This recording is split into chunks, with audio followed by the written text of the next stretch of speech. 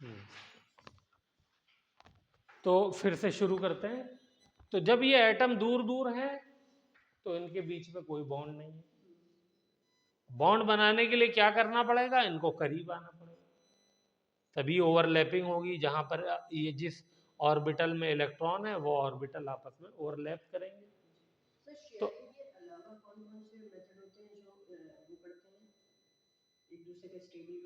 एक दूसरे को स्टेबल करते हैं, वो मेथड होता है आयनिक बॉन्ड के अंदर। ठीक है। हाँ, नहीं वो मेटेलिक बॉन्ड होता है, मेटेलिक बॉन्ड होता है। तो वो इस बॉन्डिंग में हम लोग वो सब भी पढ़ेंगे, अभी फिलहाल शेयरिंग वाला देखते हैं। ठीक है। तो यहाँ पर देखिए आप,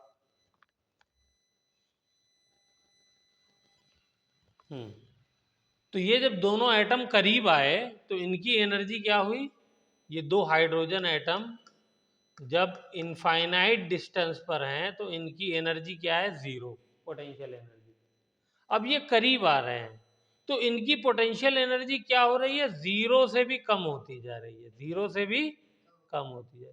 और हाँ, नेगेटिव में हो रही है। और एक टाइम आता है कि इनकी पोटेंशियल एनर्जी जितनी मिनिमम से मिनिमम हो सकती है उतनी मिनिमम हो जाती है। ठीक है। तो ये वाली जो पॉइंट है ये वाला है किसका इसको लिखिए, मिनिमम पोटेंशियल एनर्जी। ठीक है। जब पोटेंशियल एनर्जी मिनिमम होती है तो उसी वक्त क्या होता है, उसी वक्त बॉन्ड बनता है। बॉन्ड कब बनता है, जब पोटेंशियल एनर्जी मिनिमम होती है। तो ये वाली जो है डिस्टेंस जो है ये क्या कहलाता है, ये बॉन्ड लेंथ कहलाती है।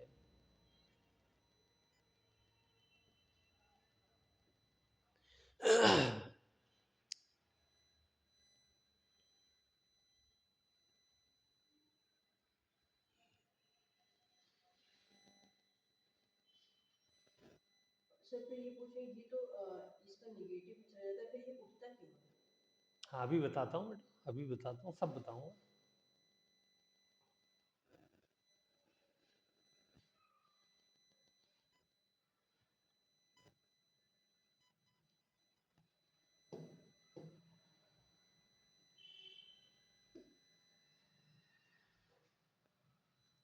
ठीक है। हम्म,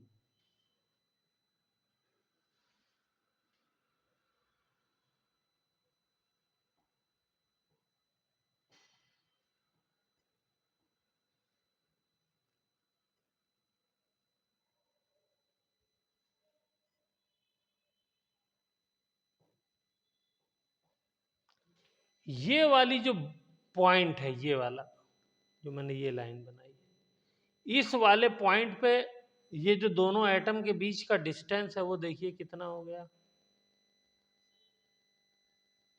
थोड़ा ये ये आर वाली लाइन को कहाँ कट कर रहा है, यहाँ पे कट कर रहा है। तो जब ये यहाँ पे कट कर रहा है तो ये तो पॉइंट है जीरो का, इधर जाने पे डिस्टेंस बढ़ रहा है। तो ये वाला जो डिस्टेंस है, ये वाला, ये क्या कहलाती है, बॉन्ड लेंथ। यही किस में नापी जाती है, पीको मीटर में।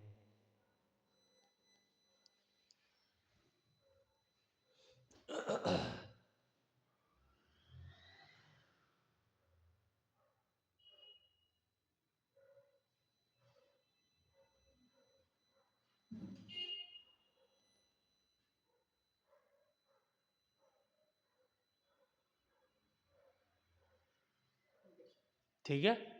अब देखिए, अब आपने कहा कि ये यहाँ पर आकर के मिनिमम क्यों हो जाती है और यहाँ पे आकर के एकदम से बढ़ क्यों जाती है, उस बात को समझते हैं।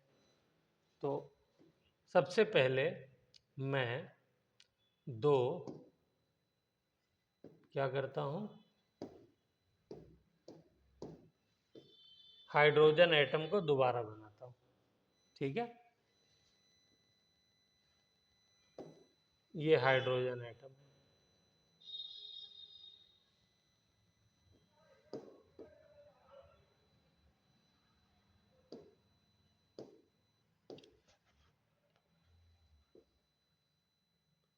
अभी ये हाइड्रोजन एटम थोड़ा थोड़ा दूरी पर है, ठीक है ना। इस थोड़ी दूरी ही इनके लिए क्या है, इनफाइनाइट डिस्टेंस है, तो इनकी पोटेंशियल एनर्जी क्या होगी, तकरीबन जीरो होगी। अब ये करीब आना शुरू हुए, क्यों करीब आ रहे हैं, ताकि इनके बीच में बॉन्ड बन जाए, इनका ऑक्टेट कंप्लीट हो जाए, तो ये स्टेबल हो जाएंगे। इनके ऑक्टेट को क्या बोलते हैं, डुप्लेट बोलते हैं। क्या बोलते हैं, क्योंकि 2 इलेक्ट्रॉन चाहिए होते हैं, 8 चाहिए होते तो ऑक्टेट, 2 चाहिए इसलिए क्या बोलते हैं, डुप्लेट, क्योंकि इनकी वैलेंस शेल में 2 ही इलेक्ट्रॉन आ सकते हैं मैक्सिमम।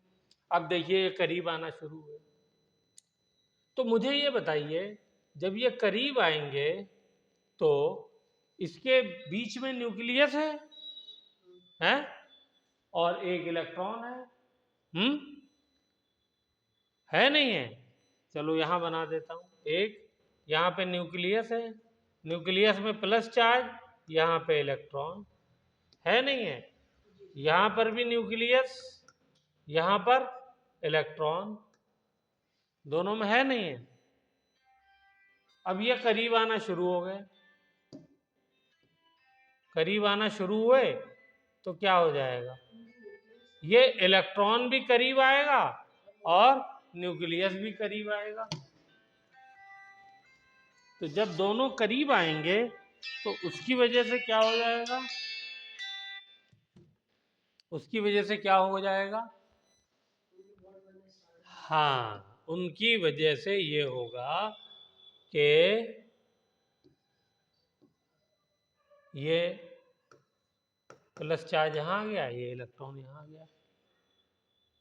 तो अब देखिए, ये प्लस चार्ज इस इलेक्ट्रॉन को अट्रैक्ट करेगा, ये प्लस चार्ज इस इलेक्ट्रॉन को अट्रैक्ट करेगा, करेगा नहीं करेगा। अब मुझे बताइए, प्लस चार्ज अट्रैक्ट कर रहा है, ठीक है सर, लेकिन ये पॉजिटिव चार्ज तो आपस में रिपेल भी तो करेंगे, नेगेटिव चार्ज आपस में रिपेल करेगा, तो एक साथ 2 फोर्स काम कर रहे हैं, अट्रैक्शन वाला भी कर रहा है और रिपल्शन वाला भी कर रहा है। जब तक अट्रैक्शन वाला जीतेगा तब तक वो नीचे आता रहेगा, करीब आता रहेगा, वही लास्ट में जब आता है तो उस वक्त वो अपनी मैक्सिमम पीक वैल्यू पे पहुंच जाता है अट्रैक्शन फोर्स, बस वही पॉइंट क्या कहलाता है, बॉन्ड लेंथ। उससे ज्यादा आपने जरा भी करीब किया तो अब अट्रैक्शन फोर्स कम हो जाएगा और रिपल्शन वाला एकदम से बढ़ जाता है, ठीक है। तो एकदम से पोटेंशियल एनर्जी बढ़ जाती है, और पोटेंशियल एनर्जी अगर किसी की ज्यादा होगी तो वो उतना ही कम स्टेबल होगा, उतना ही कम स्टेबल होगा। क्लियर हुई बात। तो इस बात को अच्छे से डायग्राम बना करके ये वाला लिख लीजिए। तो यहां पर जब ये बॉन्ड बनेगा तो यहां पे क्या हो जाएगी, पोटेंशियल एनर्जी मिनिमम, ठीक है। और क्या चीज मैक्सिमम होगी, attraction, attraction force maximum. Attraction किसके बीच में होता है, अपोजिट फोर्स चार्जेस के बीच में, ठीक है।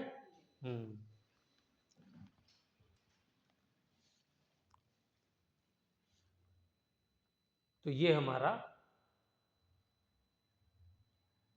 तो जब वो ग्राफ में बिल्कुल लोएस्ट पॉइंट आ जाता है उस वक्त पोटेंशियल एनर्जी मिनिमम होती है, और वो पॉइंट जब आ जाता है तो वही डिस्टेंस, अभी तो थोड़ा और जा सकते थे ना करीब, लेकिन थोड़ा और जाते करीब तो जीरो ही डिस्टेंस हो जाता दोनों का, हो जाता नहीं हो जाता, लेकिन जीरो नहीं होता है, कितना रह जाता है, पिकोमीटर में कुछ रह जाता है, ठीक है, बहुत सारे क्वेश्चन में आगे चल करके हम ये पिकोमीटर वैल्यू यूज भी करने वाले हैं। ठीक है, तो जब अट्रैक्शन फोर्स अपनी मैक्सिमम वैल्यू पे पहुंच जाता है तो उस वक्त क्या हो जाता है, बॉन्ड दोनों एटम आकर के रुक जाते हैं, अब उससे करीब नहीं आते, और अट्रैक्शन मैक्सिमम हो गया तो दूर भी नहीं जाएंगे। और अगर आपको दूर करना है तो अब फोर्स लगाना पड़ेगा। ठीक है, दो लोगों में दोस्ती हो गई तो अब बेटा उनको दूर करना थोड़ा सा मुश्किल हो जाएगा, आपको कुछ क्या करना पड़ेगा, खेल करना पड़ेगा। इसीलिए बॉन्ड तोड़ने के लिए क्या करनी पड़ेगी, फिर बाहर से आपको एनर्जी देनी पड़ती है। ठीक है ना? जो एटॉमिक पावर जो बनते हैं, एटॉमिक जो बनता है, एटम जो बनता है, बॉम्ब जो बनता है, उसमें तो बहुत ज्यादा उसमें प्रोटॉन या इलेक्ट्रॉन देते हैं तब ना वो न्यूक्लियस बाहर आते हैं। वो बेटा दूसरा पूरा सिस्टम है, तो उसको हम लोग अभी दिमाग में उसको लाइए भी मत। ठीक है, उसको जब हम लोग फिजिक्स में पढ़ेंगे वो वाला पार्ट तो फिर उसको डिस्कस करेंगे। ठीक है, उसमें बॉन्ड बॉन्ड का बनने का चक्कर नहीं होता, उसमें क्या होता है, एटम ही टूट जाता है। ठीक है, वो एटम जो होता है वो स्टेबल नहीं होता, तो क्या हो जाता है कि वो एटम स्टेबल होने के लिए अपने आप के दो टुकड़े कर लेता है। अपने जब दो टुकड़े करता है वो, तो क्या हो जाता है, उससे एनर्जी रिलीज होती है। वही एनर्जी फिर हम लोग इलेक्ट्रिसिटी बनाने में यूज कर लेते हैं। तो ये ग्राफ याद रहेगा, मोस्ट इंपॉर्टेंट ग्राफ है। कोई भी बॉन्ड कैसे बनता है, क्यों बनता है, क्या कंडीशन होती है, बॉन्ड लेंथ क्या होती है, सारी बातें इस ग्राफ में मैंने आपको डिफाइन कर दी। ठीक है, तो यहाँ पे मैंने दो हाइड्रोजन एटम लेकर के सारी बातें समझाई है। ये कोई भी दो एटम हो सकते हैं। ठीक है, ग्राफ उनका कुछ थोड़ा मोड़ा चेंजिंग के साथ ऐसा ही बनेगा। नहीं, बिल्कुल अलग अलग हो सकता है। मैंने यहाँ पे दो हाइड्रोजन लिए हैं क्योंकि हमारी एनसीईआरटी में दो हाइड्रोजन ही एटम का एग्जाम्पल लेकर के दिया हुआ है, लेकिन आप दो क्लोरीन ले लीजिए, थोड़ा सा फर्क आएगा लेकिन सब चीज़ ऐसी ही रहेगी। ठीक है ना, क्योंकि बॉन्ड लेंथ कुछ अलग हो जाएगी, कुछ बॉन्ड एनर्जी जो है, पोटेंशियल एनर्जी अलग हो जाएगी, तो वो डिफरेंस रहेगा, लेकिन ओवरऑल डायग्राम वो ऐसा ही रहेगा। हो गई बात क्लियर? हाँ, तो ये बात अभी आपकी बेटा बेसिक क्योंकि काफ़ी वीक है, तो इसके लिए जो लेक्चर मैं यहाँ पर बोलता हूँ, रिकॉर्ड कर रहा हूँ, वो आप एक बार जा कर के ज़रूर से देखा करिए। पहले खुद से पढ़िए और सोचिए कि मुझे कितनी बातें याद हैं और कितनी दिमाग से निकल गई, और फिर उसके बाद उस लेक्चर को चाहे 2 की स्पीड पे सुन लीजिए, 1.5 पे सुन लीजिए, 2 पे समझ में आता है 2 पे सुन डालिए, लेकिन सुन डालिए, तो उससे क्या होगा, बिल्कुल दिमाग में चीज़ें फिर पुख्ता हो जाएंगी। ठीक है, चलिए, वेरी गुड। तो ये हमारा हो गया हाउ बॉन्ड्स आर फॉर्म, और खास तौर से कोवेलेंट बॉन्ड की बात करी हमने। चलिए,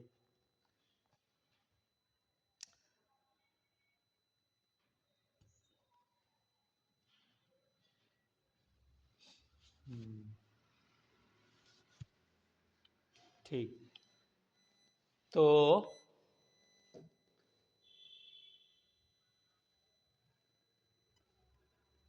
ये हो गया हमारा। इसमें एक आध बात मैं यहीं पे लिख देता हूं कि ये दोनों एटम कब तक करीब आएंगे, जब तक अट्रैक्शन फोर्स ज्यादा होगा किससे, रिपल्शन फोर्स, क्योंकि दोनों एक साथ काम कर रहे हैं, ये तो बता दिया मैंने। इलेक्ट्रॉन इलेक्ट्रॉन आपस में रिपेल कर रहे हैं, न्यूक्लियस न्यूक्लियस आपस में रिपेल कर रहे हैं, लेकिन न्यूक्लियस इलेक्ट्रॉन अट्रैक्ट भी कर रहे हैं। ठीक है, तो जब तक अट्रैक्शन फोर्स में ज्यादा रहेगा रिपल्शन से, तब तक ये करीब आते रहेंगे, और जिस वक्त अट्रैक्शन फोर्स रिपल्शन फोर्स के बराबर हो जाएगा, उसी वक्त आना बंद हो जाएगा, क्योंकि जितना रिपेल कर रहा है उतना ही अट्रैक्ट कर रहा है, तो आप कैसे करीब आएंगे, ना दूर जाएंगे ना करीब आएंगे, वहीं पे आके रुक गए। वहीं पे आके रुक गए, वही क्या कहलाती है, बॉन्ड लेंथ कहलाती है। दो एटम वहीं आगे रुक गए तो क्या हो गया, वही बॉन्ड लेंथ हो गई, क्योंकि अब उसी दूरी पे उनको रुके रहना है। उससे दूर जाएंगे तो अट्रैक्शन फोर्स जाने नहीं देगा, ठीक है ना, और करीब आएंगे तो रिपल्शन फोर्स आने नहीं देगा करीब, और आपने जबरदस्ती लाए करीब तो उनकी एनर्जी एकदम से बढ़ जाएगी, और दूर ले गए तो भी एनर्जी बढ़ जाएगी, ठीक है, और बाउंड ब्रेक हो जाएगा। क्लियर हो गई बात? गुड, ये हो गया। दूसरी चीज लिखिए, bond strength. Strength, bond strength मतलब बॉन्ड की ताकत, वो इन्वर्सली प्रोपोर्शनल होती है बॉन्ड लेंथ के। किसके इन्वर्सली प्रोपोर्शनल होती है? Bond length.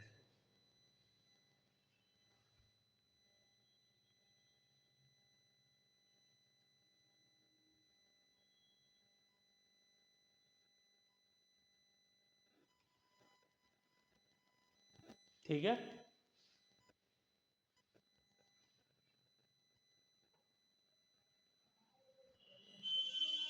Bond length, B से बॉन्ड लेंथ।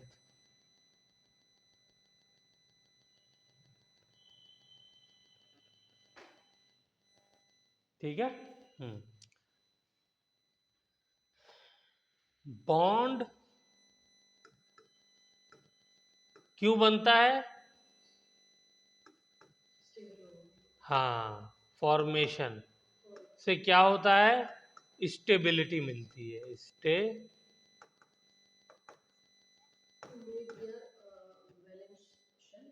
हाँ, to complete their valence shell, और उस कंप्लीट करने से क्या हो जाता है? एटम और मॉलिक्यूल दोनों स्टेबल हो जाते हैं, ठीक है, तो स्टेबिलिटी मिलती है, और इससे जो है एनर्जी, बोलिए, एनर्जी रिलीज होती है, ये बात भी लिख डालिए।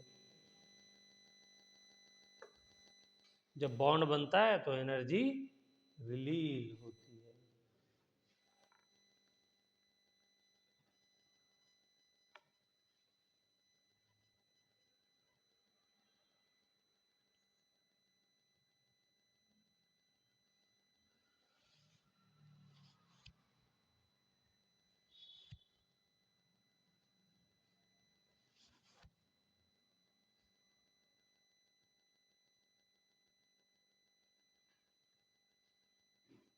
ठीक है, चलिए अब देखिए,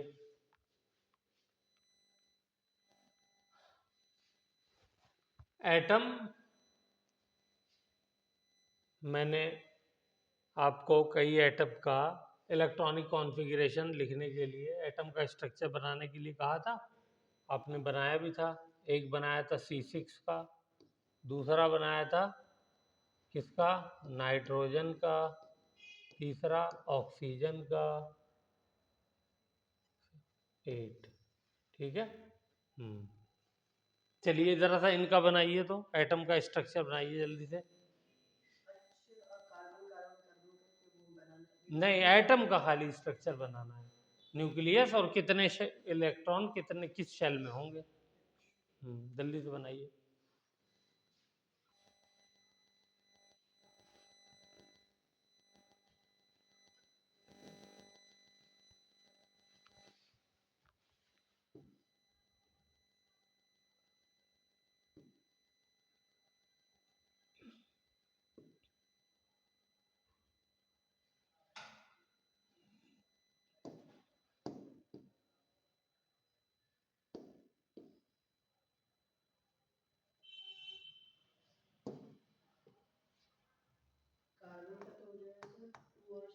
हाँ, 2 इलेक्ट्रॉन यहाँ और 4 इलेक्ट्रॉन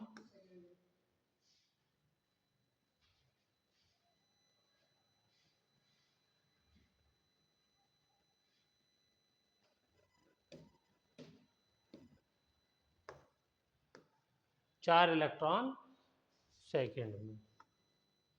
ठीक है, ठीक है। नाइट्रोजन का जल्दी से बना लीजिए या ऑक्सीजन का बना, चलिए दोनों ही बना देते हैं।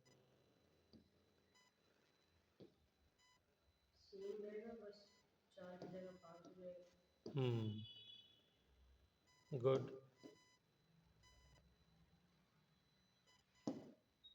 तो इसमें ये न्यूक्लियस हो गया, ये 2 इलेक्ट्रॉन इसमें और इसमें 5 इलेक्ट्रॉन, 3 4 5।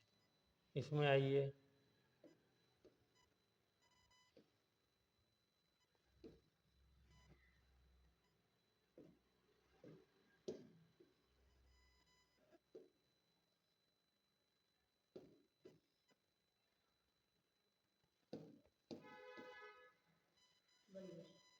बन गया। तो इसमें 2 इलेक्ट्रॉन और इसमें 6, 2 2 4।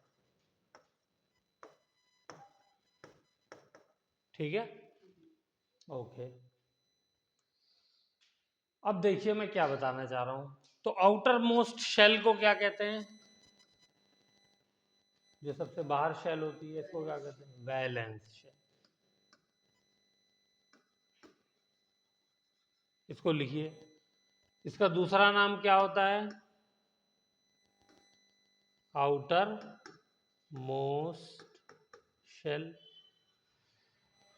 इसके इलेक्ट्रॉन्स को क्या कहते हैं? बोलिए। Valence electron.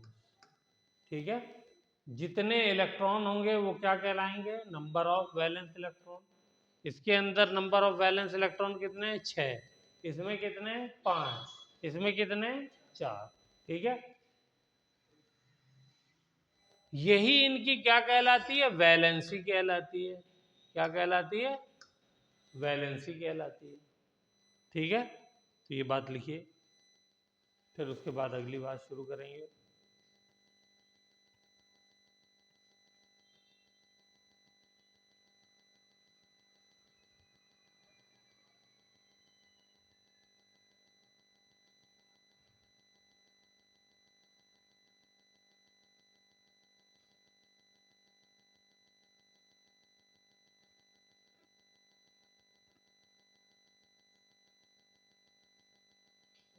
हो गया। एक नई टर्म और होती है, उसका नाम होता है कोवैलेंसी। क्या नाम होता है? हाँ, ये पूछ लेता है व्हाट इज कोवैलेंसी। तो लोग क्या करते हैं, जितने वैलेंस इलेक्ट्रॉन होते हैं उसी को कोवैलेंसी कह देते हैं। कोवैलेंसी की ये डेफिनेशन नहीं है, तो लिखिए कोवैलेंसी। क्या? कोवैलेंसी। क्या होती है कोवैलेंसी? ठीक है, कोवैलेंसी जो होती है, लिखिए number of bonds formed by an element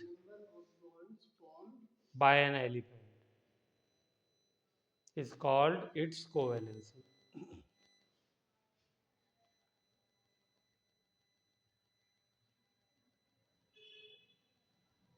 ठीक है, क्लियर हो गई बात? पूरा पढ़िए। Number of bonds formed by an element is called its covalence. हाँ, formed by an element in a compound.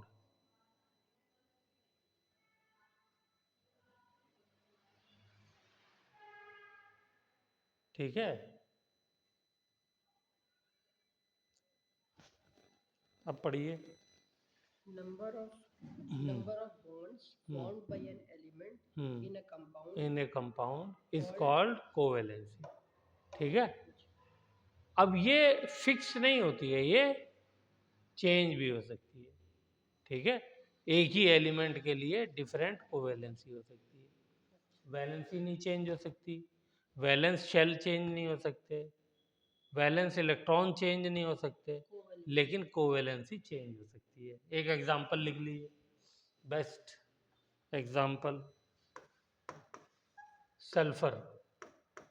इसकी वैलेंस शेल कौन सी होती है, ज़रा बताइए जल्दी से, वैलेंस शेल का नाम बताइए। सल्फर का एटॉमिक नंबर क्या है, 16। 16, तो 16 इलेक्ट्रॉन आपको भरने हैं। तो क्या होता है, शेल बताइए, पहली के, दूसरी एल, तीसरी एम। तो के में कितने आते हैं, 2 इलेक्ट्रॉन, एल में कितने आते हैं, 8 इलेक्ट्रॉन, तो एम में कितने बचे, 6। तो इसकी वैलेंस शेल कौन सी है, वैलेंस शेल, बोलिए उसका नाम क्या है, एम। वैलेंस इलेक्ट्रॉन्स कितने हैं, नंबर ऑफ वैलेंस इलेक्ट्रॉन्स कितने हैं, वो 6 हैं, ठीक है।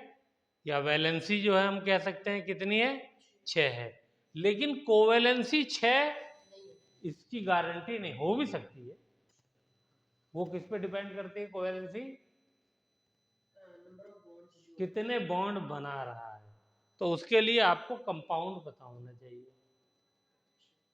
और कंपाउंड का भी स्ट्रक्चर पता होना चाहिए, तब आप बता पाएंगे। तो ये क्वेश्चन टीचर बहुत पूछता है, कंपटीशन में भी, जेई वगैरह में भी पूछता है, और नॉर्मल भी पूछ लेता है। तो अब आप देखिए कोवैलेंसी, मैं 2-3 कंपाउंड लिख रहा हूँ, इसकी आप बताइएगा। हाँ देखिए, अभी आपको पता चल जाएगा। इसकी बताइए, इसमें सल्फर की कोवैलेंसी कितनी है,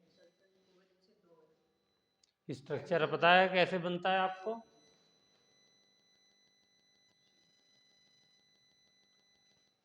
यस। इसका स्ट्रक्चर कैसे बनता है कि ये सल्फर हाइड्रोजन के साथ, हाइड्रोजन हमेशा एक बॉन्ड बनाता है, इस बात को भी याद रखिए। हाँ, और हाइड्रोजन हमेशा एक बॉन्ड बनाता है। तो एक बॉन्ड बनेगा हाइड्रोजन से, हमें पता चल गया कि एक हाइड्रोजन एक बॉन्ड बनाएगा तो 2 हाइड्रोजन 2 बॉन्ड बनाएंगे। तो इसकी कोवैलेंसी कितनी हो गई, 2 हो गई। इसका नाम क्या होता है, हाइड्रोजन सल्फाइड। लिखिए इसको एग्जाम्पल में। अभी जैसे आप बताए थे कि हो भी सकता है और नहीं भी हो सकता है, हम्म, तो इसमें हमें कैसे पता चला कि ये हो सकता है, मतलब क्या हो सकता है, नहीं हो सकता, कोवैलेंसी। जैसे आप बता रहे थे कि सल्फर की कोवैलेंसी इसमें 6 भी हो सकती है और नहीं भी हो सकती है, ठीक है। तो हमें तो इसमें हमको पता चल गया 6 नहीं है, 2 है। 2 है, अच्छा, ठीक है, जितने के अंदर वो बॉन्ड्स बना रहा होगा, बस वही कोवैलेंसी होगी। तो ये वाला स्ट्रक्चर बनाइए, कंपाउंड का नाम लिखिए,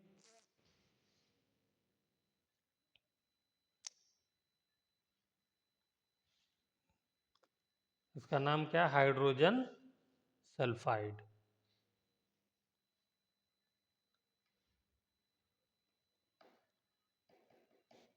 ठीक है,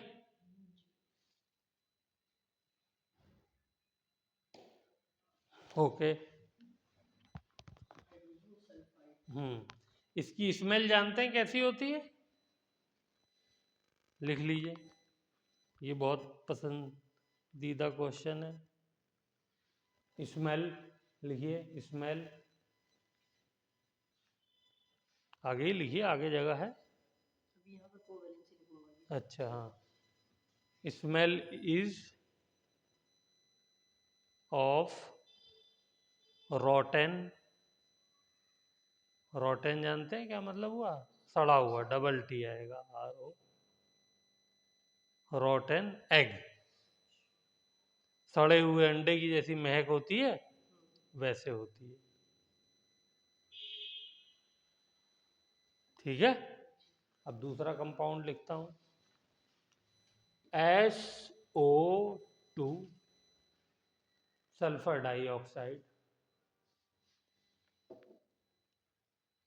इसमें कोवैलेंसी क्या होगी, कैसा स्ट्रक्चर बनेगा, हमें मालूम है ऑक्सीजन कितने बॉन्ड बनाता है, 2 बॉन्ड बनाता है। हाँ, हमेशा O2 से नहीं मसला है, 2 बॉन्ड बनाता है। क्यों बनाता है 2 बॉन्ड, ये लिखा होगा। 6 इलेक्ट्रॉन हैं ऑक्सीजन की वैलेंस शेल में, तो 2 इसको चाहिए क्या, इलेक्ट्रॉन, ताकि 8 हो जाए। तो इसलिए 2 बॉन्ड बना लेगा, तो वो शेयरिंग हो जाएगी, तो वो वाले दोनों भी अपने अंदर काउंट करके 8 पूरे कर लेगा, तो ऑक्टेट पूरा हो गया। ठीक है, तो 2 बॉन्ड बनाता है। तो ये देखो, ये सल्फर, इसका स्ट्रक्चर कैसा बनेगा, सल्फर, ये ऑक्सीजन, ये 4 बॉन्ड, कोवेलेंसी सल्फर की यहाँ पे 4 हो गई, ऑक्सीजन की 2, क्योंकि ऑक्सीजन 2 बॉन्ड बना रहा है। ठीक है, तो यहाँ पे हाइड्रोजन की कोवेलेंसी 1 है। तो कुछ एलिमेंट हैं जो कई सारी कोवेलेंसी शो करते हैं, उसमें से एक सल्फर है।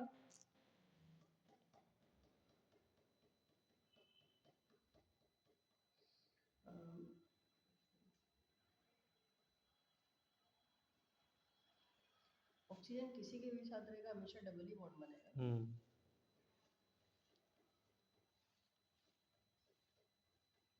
कुछ एक्सेप्शंस हैं, तो उसकी हम अभी बात नहीं करेंगे। ठीक है, इसको क्या कहते हैं, नाम क्या है इसका, सल्फर डाइऑक्साइड। ठीक है, चलिए, इसका स्मेल कैसी होती है, स्मेल लेस होता है, नो स्मेल। ठीक है,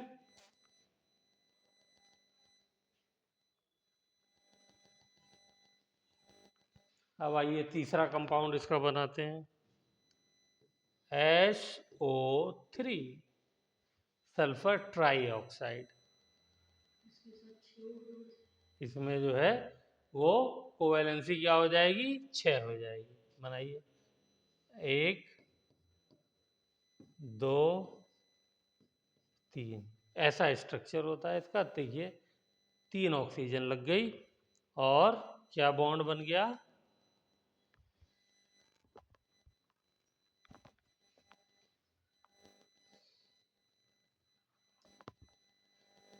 ठीक है,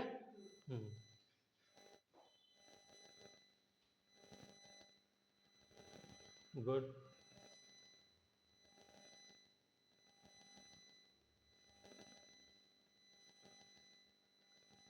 तो यहाँ पर कोवेलेंसी 6 हो गई, ये सल्फर ट्राइऑक्साइड है। तो आज बॉन्डिंग के लिए इतनी बातें जो हमने सीखी हैं, अब ये कल बिल्कुल बेटा याद होना चाहिए। बहुत थोड़ा थोड़ा पढ़ा रहा हूँ और बहुत ही ज़्यादा बेसिक से पढ़ा रहा हूँ, ठीक है ना, ताकि दिक्कत ना हो।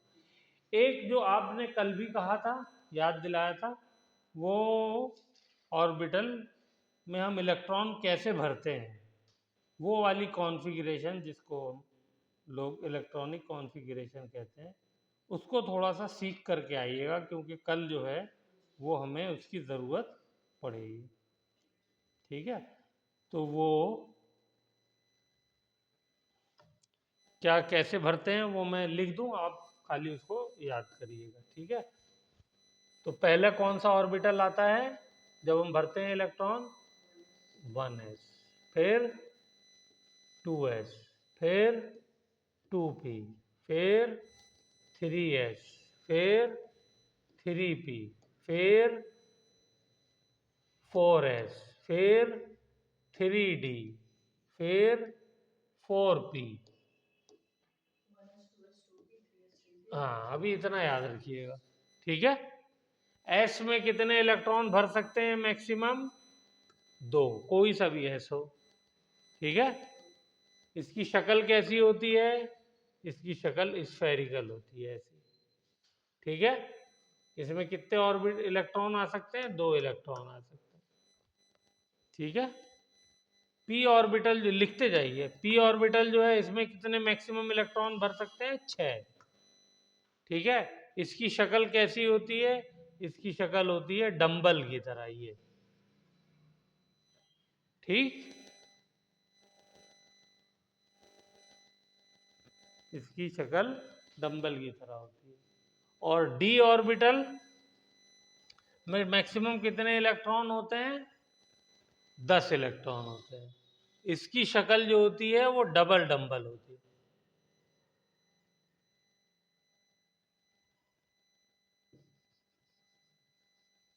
डबल डंबल, ये डंबल, ठीक है। ये अभी 3 आपको मैं बता रहा हूं और ये वाले नंबरिंग, इसको आपको याद रखना है। ये नंबर मैक्सिमम नंबर है, इससे कम भी हो सकता है, जैसे 0 भी हो सकता है, 1 भी, 2 भी। इसको डिब्बे की शक्ल में भी हम लोग दिखा देंगे। कैसे दिखा देंगे? ऐसे, इसमें एक डिब्बा होता है, इसमें 3 डिब्बे होते हैं। कितने डिब्बे होते हैं? 3। ये डिब्बे क्या कहलाते हैं? ऑर्बिटल कहलाते हैं। और इसमें कितने डिब्बे होते हैं? 5 डिब्बे होते हैं।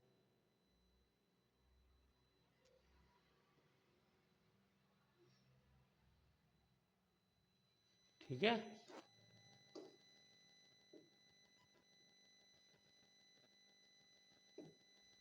पांच डिब्बे।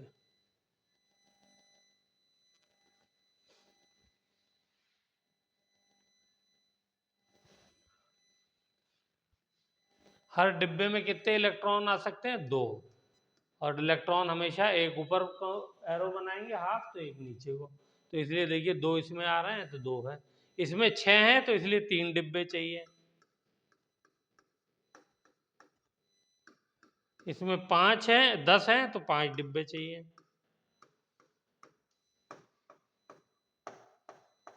बस इसको आप लिख लीजिए और इतना आप रिवाइज करते रहिए। इसको डिब्बों को भी बना लीजिए, ये ज़रूरत पड़ेगी हमको। ठीक है। तो 8 बज गया, आज के लिए इतना काफ़ी है।